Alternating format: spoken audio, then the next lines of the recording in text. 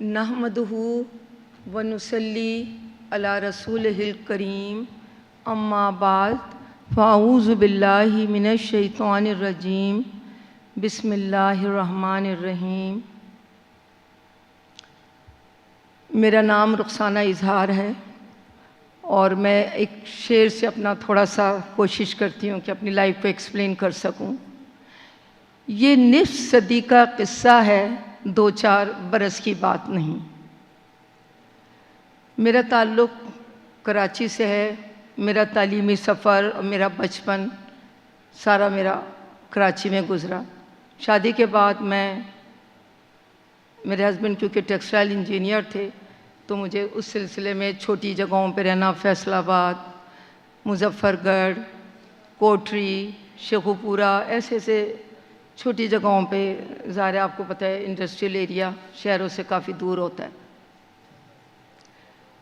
تو وہاں جو سب سے زیادہ ایک پرابلم مجھے فیس کرنا پڑا وہ اتنا ڈفرینس تھا کہ وہ مجھ سے مینیج نہیں ہو رہا تھا اور میں ایک ڈپریشن کی طرف کافی زیادہ لگتا تھا کہ میں بہت زیادہ ڈپریشن کی طرف جا رہی ہوں۔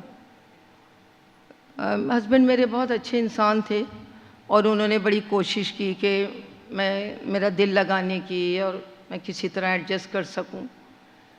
تو میں نے، کیونکہ میری ڈگری تھی فوڈ اینڈ نیوٹریشن کی، میرا اس میں بھی انٹرسٹ تھا اور میں نے اچھے خاصے کورسز وغیرہ کراچی میریٹ ہوٹل سے، اچھی اسکل تھی میرے پاس، تو میں نے اس میں بیکنگ وغیرہ کی، بڑی اچھی بیکنگ کی، لوگ بڑی کہتے تھے کہ ہمیں، لیکن کبھی بوتیک کھولا، کبھی کچھ اور کام شروع کیا، بہت سارے ڈفرینٹ ایسے کام کیے، لیکن سب کرنے کے بعد بس مجھے ہمیشہ ایسا فیل ہوتا تھا کہ میں نے جس سکسیس کے لیے اتنی محنت کی ہے، جس اپنے انر کی خوشی کے لیے میں نے اتنی تھکی ہوں، اتنا کام کیا ہے، وہ تو حاصل ہی نہیں ہوئی۔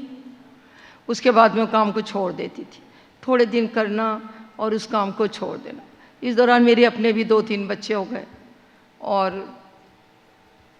ہماری اب ٹرانسفر شیخو پورہ، وہ نیئرسٹ ایریا تھا جہاں اظہار کی جاب تھی، تو ہم شیخو پورہ ہو گئے۔ وہ اس وقت بھی شیخو پورہ بڑی دور کوئی ایسا غیر آباد سا علاقہ تھا، تو وہاں ہم نے ڈیسائیڈ کیا، میرے ہسبینڈ نے مشورہ دیا کہ تم بچوں کو پڑھانا شروع کرو۔ میں اپنے بچے بھی تھے ان کو پڑھاتی تھی، ساتھ ان کو بھی اکٹھا کیا، 2-4 بچے آئے، ان کو تھوڑی سی میں نے ان کو یہ اٹریکشن دی کہ آپ نیلز کاٹ کے آؤ گے، ٹیتھ صاف کر کے آؤ گے تو آپ کو چپس ملیں گے، ہم کارٹون دیکھیں گے، تو وہ بس بڑے خوش ہوئے بچے، ان کی رسپیکٹ ایسی چیز ہے، ان کو پیار رسپیکٹ ملا، تو دنوں میں آپ یقین کیجئے، دنوں میں 30, 40, 50 بچہ گھر میں جمع ہو گیا، اور مجھے ایسا لگا کہ جیسے مجھے سکون ملنا اور ہیپینس اور بہت مجھے اچھی سا فیل کرنا میں شروع ہو گئی۔ اب جب میں بچوں کو پڑھانا شروع کیا تو میں نے دیکھا کہ کوئی بچہ اتنا نیچے جھک کر لکھ رہا ہے، کسی کا پیٹ پھولا ہوا ہے، کوئی کھانس رہا ہے، کوئی فوڈ ڈیفیشنسی کا شکار ہے، کسی کا آئی سائٹ کا مسئلہ ہے، کسی کا کچھ اور مسئلہ ہے۔ تو وہاں سے ہم لوگوں نے پھر یہ ڈسکس کیا کہ پہلے ان کے پیٹ کو دیکھا جائے کہ یہ کیسے پڑھیں گے، یہ وہ بیچاروں کے کوئی حال ہی نہیں ہے پڑھنے والے، نہ تن پہ کپڑا ہے نہ پیٹ میں روٹی ہے، یہ کیسے پڑھیں گے۔ تو وہاں سے یہ کھانے کا سلسلہ شروع ہوا کہ میں جو اپنے بچوں کے لیے بناتی تھی، ماں آپ کو پتہ ہے کہ میں نے ایسے کوئی کام نہیں کیے تھے، لیکن ممتا ایک ایسی چیز ہے، اور ماں بس وہ میرے ہی بچے تھے، وہ سب بھی مجھے اپنے ہی بچے لگتے تھے، اور اللہ تعالیٰ نے مجھ سے وہ کام لینا شروع کیا۔ اور آج اگر میں آپ لوگوں کو اپنی ایک ایڈوائس کروں، ایک بات شیئر کروں آپ لوگوں سے، کہ اس وقت بالکل بھی میں نے سوچا نہیں تھا، نہ مجھے کوئی تصور تھا کہ یہ اتنی سی میری دال، یہ اتنی بڑی آرگنائزیشن بن جائے گی۔ آج رسک اور اس کے کو فاؤنڈر، یہاں میرا بیٹا تھا چھوٹا والا حذیفہ، قاسم اینڈ موسیٰ، اور قاسم یہاں موجود ہیں۔ قاسم، میں آپ کو سلام کرتی ہوں۔ ان بچوں نے اس کو کہاں تک پہنچا دیا، اور آج اتنی بڑی ایک آرگنائزیشن بن گئی جو ہزاروں لوگوں کا پیٹ بھر رہی ہے رسپیکٹ کے ساتھ، اور انتہائی ڈگنیٹی اور ڈیسنسی کے ساتھ لو کاسٹ اور فوڈ ویسٹیج پہ یہ لوگ کام کر رہے ہیں. تو بس میرا یہ بتانے کا مقصد یہ ہے کہ آپ کبھی کسی چیز کو چھوٹا نہ سمجھیں. اسکول جو تھا وہ چند بچے پڑھتے تھے، پھر میں آ گئی، ہم لاہور شفٹ ہو گئے بچوں کی ایجوکیشن کے سلسلے میں. یہاں آ کے آپ شاید میری جرنی سے سمجھ رہا ہوں کہ بڑی آسانی سے سب کچھ ہوتا رہا. بہت ساری ہرڈلز تھی، نیگیٹیوٹی تھی، پریشانیاں تھی. آپ سمجھ سکتے ہیں کہ ایک لڑکی کو کتنی مشکلات اس کو فیس کرنی پڑی ہوں گی، لیکن الحمدللہ اللہ کی مدد ہوتی ہے. اور میں نے ہمیشہ، اور شاید میں یہاں خاص طور سے تھوڑا پرابلمز کا ذکر کر رہی ہوں، لیکن میں نے اپنے زندگی میں یہ بنا رکھا ہے کہ میں سلوشن کی بات کرتی ہوں، میں پرابلم کو ڈسکس ہی نہیں کرتی، کیونکہ آپ کے پاس زندگی میں اتنا ٹائم نہیں ہے کہ آپ پرابلم کو ڈسکس کرو.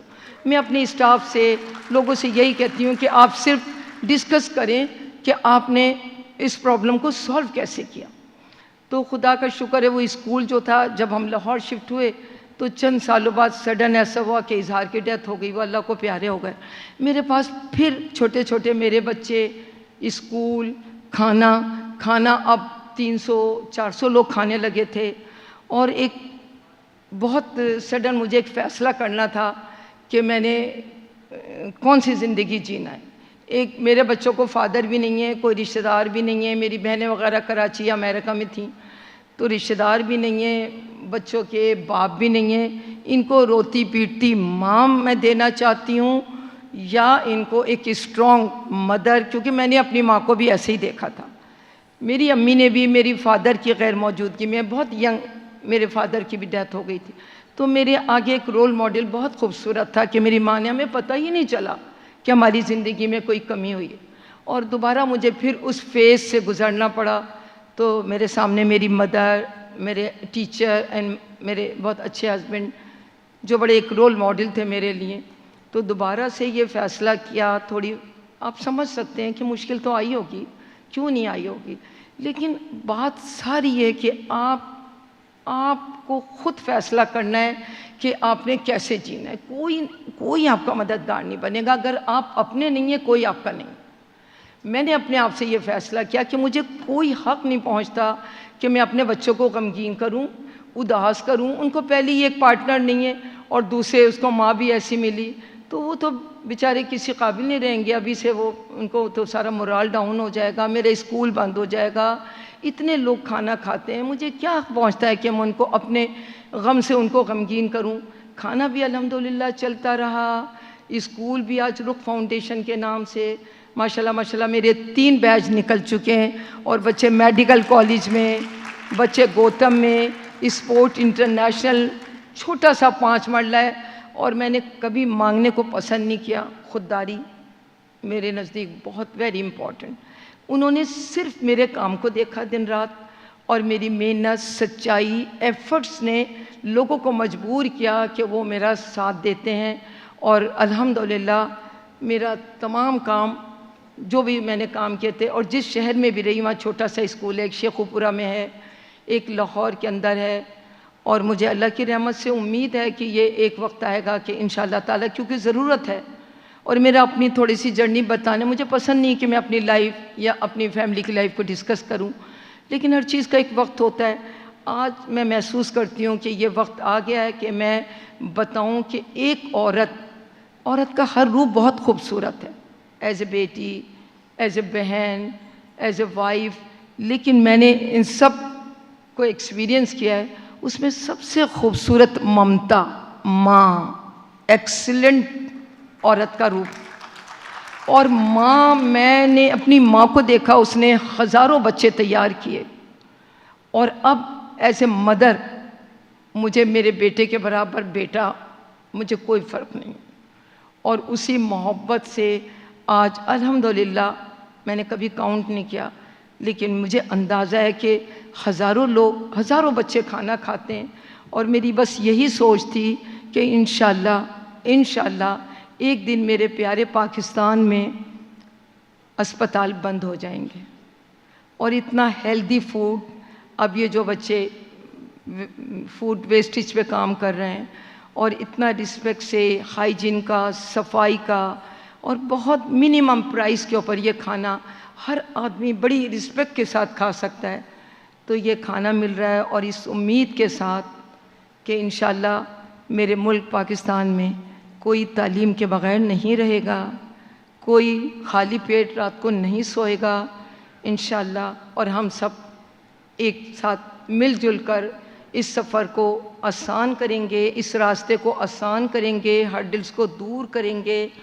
میں نے اپنے بچوں کو یہ بات بتا دی تھی کہ 2+2 4 ہوتے ہیں، 4 ہوتے ہیں، لیکن ہماری جو ایک ہے گول ہے وہ میرا ہے 2+2 5 ہوتے ہیں. ہم اس سے بڑھ کر کام کرنا چاہتے ہیں، اپنے فرض سے بڑھ کر کام کرنا چاہتے ہیں. ہم فرائض میں اٹکے رہتے ہیں، اس سے بڑھ کر دینا چاہتے ہیں. خالی میں نے بچوں کو نہیں، اسکول میں ان کو آسانیاں نہیں دیں، پیچھے پیرنٹس کو بھی دیکھا کہ ان کی ماں بیمار ہے، ہاسپٹل لے کے جاؤں گی، ان کے گھر میں کوئی کام کرنے والا نہیں، میں ان کے گھر کی صفائی کروں گی. ماں کو کینسر ہے، بچہ کیسے اسکول آئے گا؟ گھر میں کھانا نہیں ہے، بچہ کیسے آئے گا؟ اس کے پیرنٹس، ماں اس کی کھانس رہی، میں گھروں میں جاتی تھی، میں دیکھتی تھی کہ ماں وہ کینسر کی مریض ہے، بچہ کیسے آ سکتا ہے؟ کیسے مینٹلی وہ پڑھ سکتا ہے؟ اس کو اتنا ڈسٹرب ہے وہ، ان کو پتہ ہوتا تھا کہ آنٹی میرے گھر کو دیکھ لیں گی. تو میں ہمیشہ کہتی ہوں 2+2 5. اور اسی میسیج کے ساتھ میں آپ لوگوں سے بہت پیار، بہت دعاؤں کے ساتھ اللہ آپ لوگوں کو خوش رکھے، آباد رکھے، اور میرے پیارے ملک پاکستان کو ہمیشہ قائم دائم رکھے. آمین.